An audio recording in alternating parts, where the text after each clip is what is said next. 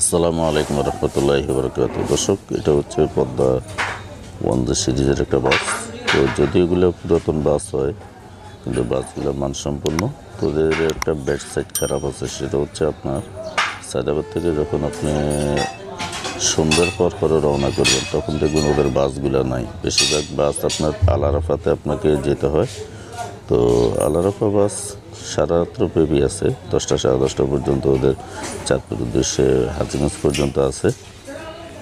তো আমরা আজকে ওয়ানজে বাসে উঠলাম, দেখি ওদের রেটস।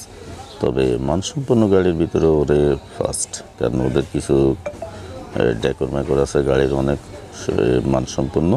প্লাস ওদের আপনার গাড়ির রেসও ভালো, ইন্ডিয়ান গাড়ি কম আছে একবারে। তো ডেকোর সাইডটা আপনার অনেক পরিপূর্ণভাবে ভালো।